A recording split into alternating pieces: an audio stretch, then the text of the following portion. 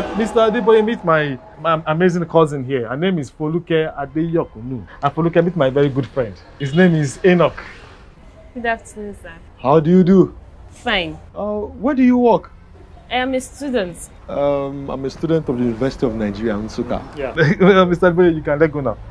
Let go now. Let go.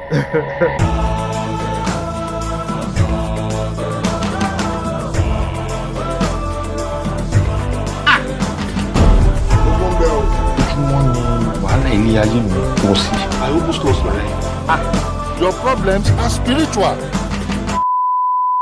Hey guys, today I'm excited because we are doing a movie review.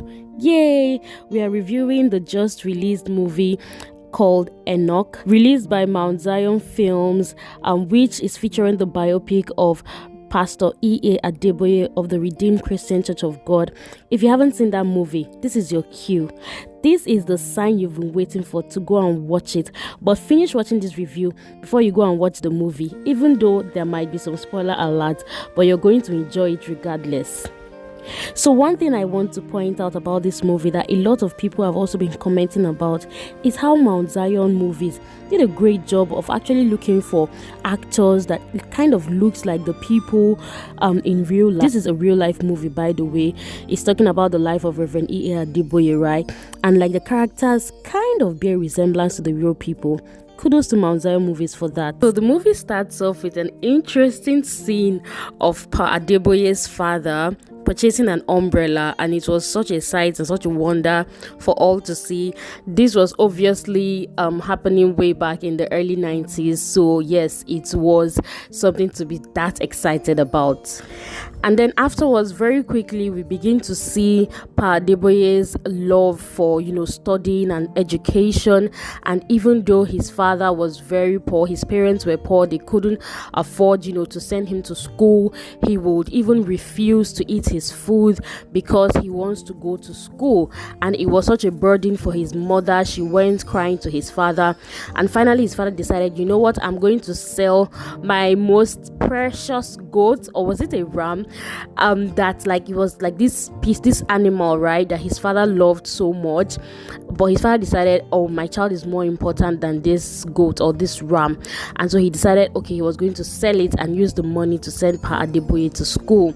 And then when he got the news, he was really excited. Eventually, that was how he was able to attend the grammar school at Ilesha. At Ilesha Grammar School, he was known as the boy without shoes, and he literally went through the whole grammar school without shoes. He was always barefooted, but he did exceptionally well. He was the top of his class in most of the subjects, as a matter of fact, and he earned some awards during their graduation ceremony, of which he had to borrow a shoe and a trouser from one of his uncles to be able to mount the podium wearing shoes and collect his award. He eventually goes to university and he becomes this really bad boy, in the sense that he was very smart, he was very intelligent, and then girls were flocking all around him. Okay, we had seen of his friends just taunting him with, oh, how is Bimbo, how is this girl, how is that girl, like just calling names of so many girls. The next thing that happened was that we saw him meeting Foluke, which is Mommy Folu E.A. Adeboye. Okay,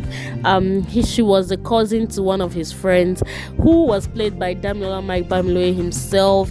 And he meets Folu and he falls head over heels in love with her. Next thing, he proposes his love, and she takes her time, she talks to her father, and eventually he comes over to see her father. Her father agrees, and they get married. And life is good. They are living their life. They have 3 children, when all of a sudden things started going rough, things started going really bad for them.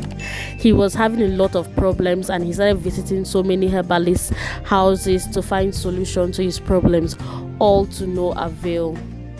Eventually, one of his uncles brings him to the Redeemed Christian Church of God and tells him that he believes his solution will be found here.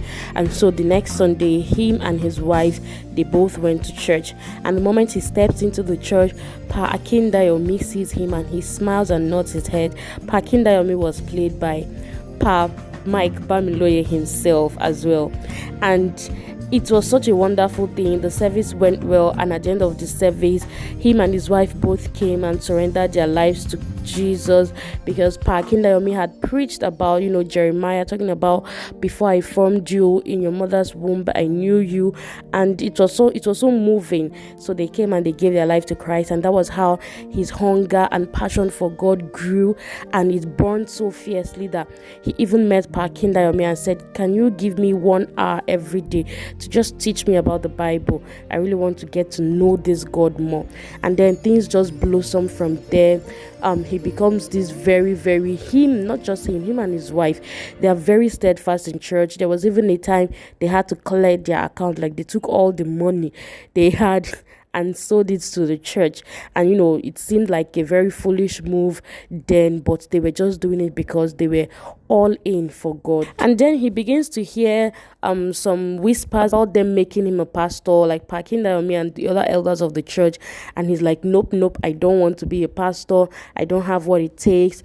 He even told his wife to join him in a 14-day prayer and fasting so that they will pray against him being made the pastor. It was such a funny scene the day he was telling his wife about it, but eventually the prayer did not work because God obviously had other plans. He was eventually made a pastor, and he grew even more. He grew very close to Pa Akindayomi. Later on, they went to California to attend Kenneth Hagin's revival program or something, and that was where everything, happened. They went there, and Pa Akindayomi received the vision from God that Pa Adeboye would be the one to succeed him after he's gone, because Pa Akindayomi was quite old according to what they portrayed in the movie. And so he decided to bless him.